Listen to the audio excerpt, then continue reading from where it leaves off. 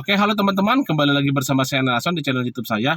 Ya, jadi di kesempatan kali ini saya akan membahas kembali mengenai batu empedu ya, karena kebetulan banyak teman-teman yang bisa dibilang 2 minggu belakangan, 3 minggu belakangan banyak sekali penderita batu empedu yang WA kepada saya. Ya, jadi saya akan ulangi kembali, saya akan bahas kembali mengenai batu empedu, apa saja makanan-makanan yang bisa menyebabkan batu empedu ya teman-teman ya.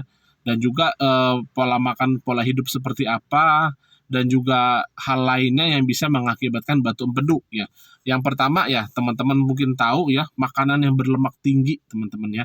Jadi saya jelaskan sedikit bahwa pada dasarnya eh, empedu kita akan menghasilkan yang disebut dengan cairan empedu. Nah, cairan empedu ini fungsinya itu adalah membantu menetralisir asam lambung untuk mencerna makanan ya.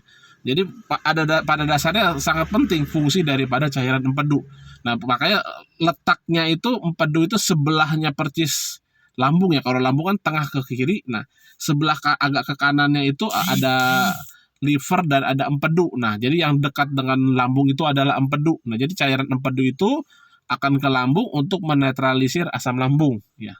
Dan tentunya seperti yang saya sudah pernah jelaskan bahwa pada dasarnya liver kita itu sudah menghasilkan lemak dan protein ya. Nah, tentunya kalau karena tubuh kita sudah menghasilkan lemak secara otomatis, pada saat teman-teman memakan makanan yang berlemak tinggi, tentunya empedunya itu tidak akan keluar semua, akan dihasilkan secara berlebihan, dan itulah akhirnya yang akan mengeras di empedu. Bahkan ada juga yang sampai menyumbat saluran empedu ya teman-teman ya.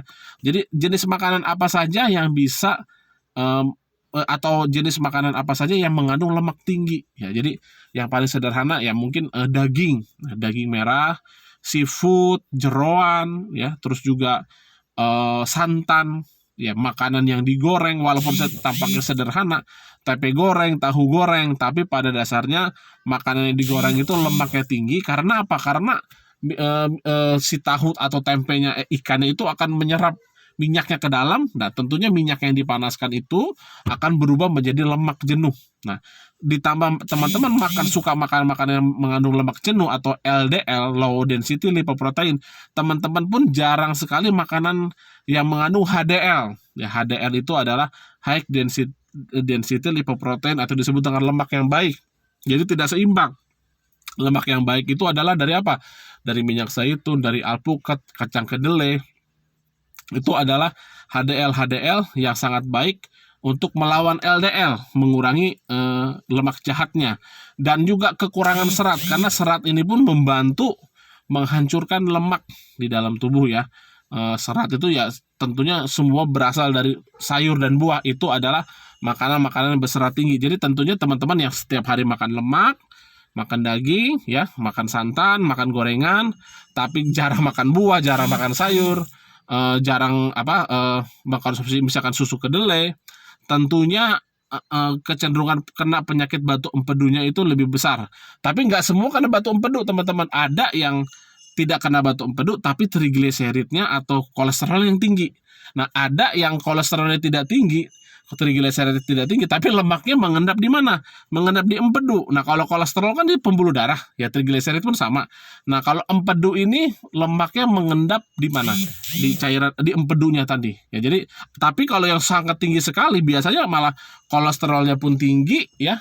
Empedunya pun ada batunya, akhirnya membatu juga cairan empedunya di empedunya itu. Jadi intinya itu ada lemak teman-teman, tidak seimbang antara asupan lemak baik, lemak jahat, dan juga serat.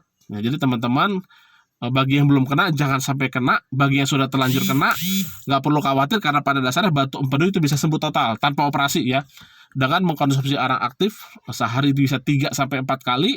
Itu nanti kalau ada yang bagaimana mau sembuh, nanti bisa WA saya secara pribadi. Nah, nanti saya bimbing di situ. Bisa juga dibantu dengan ada beberapa jenis teman-temannya, makanya harus butuh panduan saya ya, betul-betul kalau mau sembuh. Karena ada yang kondisi batu empedu yang disertai radang empedu. Jadi batu empedunya ini sudah mengiritasi atau membuat peradangan di mana? Di saluran empedu atau di empedunya. Nah, itu saya anjurkan dibantu dengan jus wortel. Ya, dengan ada tambahan lain untuk selanjutnya ya bisa japri ke saya. Dan juga ada beberapa jenis tambahan jus yang bisa membantu selain arang aktif ya, membantu menyembuhkan total. Ya, malahan saya sebenarnya punya resep yang bisa mempercepat dalam waktu 1-2 minggu, tapi saya tidak pakai cara itu karena saya lebih ingin pakai cara yang lebih alamiah. Tentunya kalau lebih cepat itu metabolismenya akan terganggu. Kenapa? Karena terlalu cepat. Tidak terlalu alamiah. Jadi ada cara yang alamiah, dengan santai teman-teman bisa lakukan penyembuhan batu empedu dengan arang aktif. Ya tentunya batu empedu insya Allah dalam 1 bulan itu teman-teman bisa USG, mudah-mudahan sudah bersih. Ya konsumsi arang aktif 2-3 botolan ya. Jadi bagi teman-teman nggak perlu khawatir, nggak perlu operasi, jaga makan, minum arang aktif dan juga tambahannya, itu insya Allah penyakit batu empedu bisa disembuhkan. Gejalanya itu biasanya itu ya, mirip-mirip dengan GERD atau asam lambung, nyeri ulu hati di tengah, kadang-kadang nyeri perut sebelah kanan sampai tembus ke punggung, itu paling sering. Tapi bisa juga menimbulkan sesak napas, nyeri dada juga. Nah, jadi bagi teman-teman nggak perlu khawatir, nggak perlu risau, bisa ikhtiar dengan arang aktif dan juga jaga makan tentunya. Untuk mendetailnya bisa japri saya di PA ya, 0812 20 20 20 26 92 10. 0812 20 26 92 10. Nanti saya akan bantu teman-teman bagaimana cara supaya sembuh total dari penyakit batu empedu. Oke, dari saya sampai di sini dulu, nggak perlu khawatir teman-teman, setiap penyakit ada obatnya, asal kita ikhtiar, berusaha, ya insya Allah penyakit teman-teman bisa disembuhkan. Oke, selamat siang.